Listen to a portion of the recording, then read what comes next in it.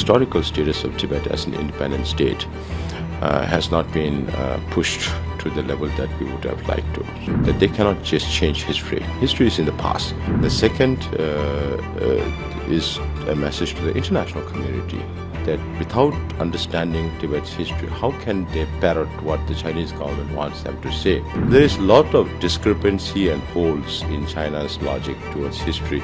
Tibet and India, we have age-old relations. We consider ourselves as an extension of Indian culture. This is part of the strategy that we adopted since we came into this job from May 2021.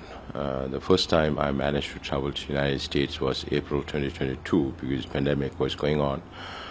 And at that time, we did inform our friends in the Congress, particularly Speaker Pelosi at that time, that this is our change in strategy, that we need to focus on the extremes. When we talk about middle way, then there has to be extremes. Without extremes, there cannot be middle way. And if you have no recognition for the extremes, then there is no value for middle way. So extreme could be many dimensions. It could be political, social, economic, educational, whatever. But in this case, the political extremes are one. Extreme is the present situation of Tibet, occupied Tibet under the repressive communist government, which we keep talking about to other governments all the time, whether it's the Central Tibetan Administration or non-governmental organizations, whoever is advocating for Tibet. But the other extreme, which is the historical status of Tibet as an independent state, has not been pushed to the level that we would have liked to. So I say we have 4 reasons for doing this. One is to send a message to China that they cannot just change history. History is in the past, and it's best left to historians. And the second is a message to the international community that without understanding Tibet's history, how can they parrot what the Chinese government wants them to say over the last 60, 65 years? And that is why every country that has connection with Tibet keeps repeating the statement that Tibet is part of PRC. On the other hand, they keep telling the international community that Tibet has been part of China since ancient times. Now, when is ancient times? 7th century, 13th century, 18th century, or before that? Now, day before yesterday, one Chinese expert said, oh, from the Qin time to the Han time, and those are BCs, early ADs, where there was no connection between Tibetans and Chinese. 7th century, they are not able to prove it. Tibet was at its peak in its empire. The Tibetan Empire extended from Xiangyang, or Xiang today, to present-day Uzbekistan. And the Tibetan king had the power to call for alliance from both Nepal and China, their princesses as consorts. And then 13th century, we established relations with the Mongols much before China was invaded by the Mongols, Kublai Khan. We had established this, Sagyapas have established relations with the Mongols. And now Chinese claim that Tibet became part of China in 13th century, saying it's 1247. Whereas 1247, we established relation with Kublai Khan's father, and Kublai invaded China in 1271, and that is the period in Chinese history what they call as Yuan dynasty from 1271 to 1368. So there is a lot of discrepancy and holes in China's logic towards history, and they have been shifting the goalposts all the time, and much of the Sino-Tibet conflict or dispute is seen from the prism of human rights by the international community. Is there human rights violation on Tibet, whether it's in terms of political space or whether it's in terms of religious freedom or language or way of life or protection of Tibet's environment or minority rights, indigenous rights. These are components of the whole of the issue on Tibet, which is an issue that's related to its people and its history. So this Tibet Resolve Act focuses on one part, the countering China's disinformation on Tibetan history, its people, and His Holiness the Dalai Lama. So that, in that sense, the contents of those laws, the first issue is that it's an unresolved conflict, because China thinks Tibet is already resolved, that they have managed to convince the world that Tibet is part of PRC, and that is being challenged for the first time.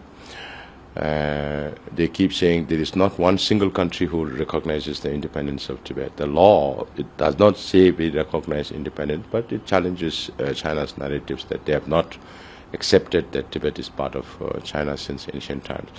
So these combined, the Tibetan people's right to self-determination and all that, and defining Tibetan territory in the fourth part of this bill, these are all acting against China's narrative, and which is a new tool in our hand. And now with this new tool, how do we work with other governments around the world?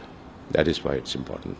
Will you be engaging with other countries to bring the similar law?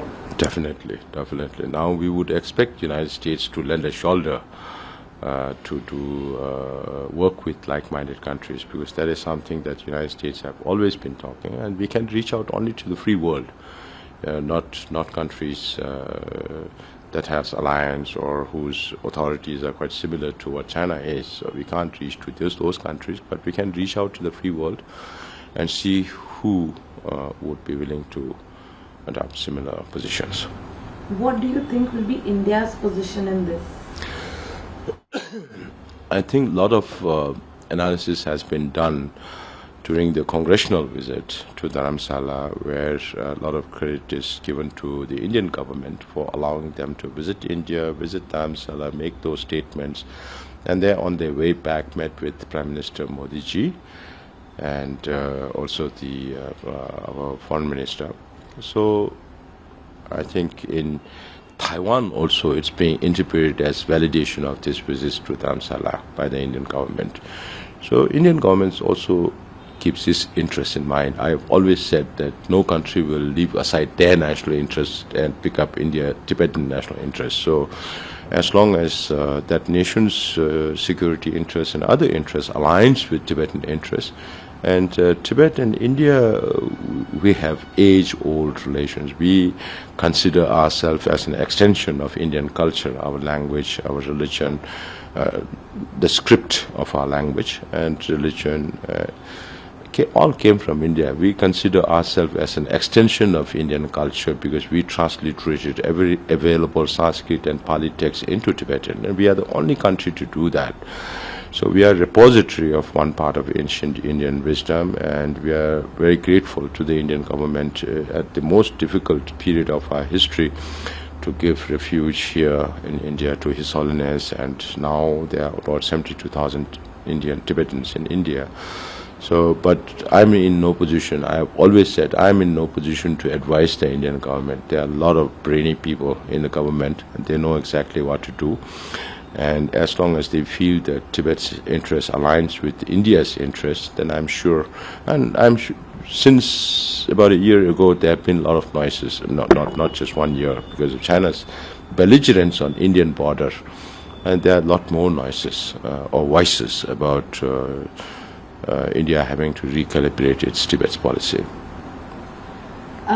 Lastly, sir, if I may talk about Dalai Lama, how's his health, and when is he expected to be back in Dharamshala? The dates are not fixed because it will all depend on how well His Holiness recovers and what other engagements might appear. So right now, it's the date is not fixed. I'm leaving tonight to the United States to thank all the Congress men and women who supported this, particularly the leaders who supported this, and then I will also meet with some of the community members whom I have promised to visit 2 times in 5 years, and then I will have an audience with His Holiness by month end of this, and then we'll be able to evaluate the actual situation.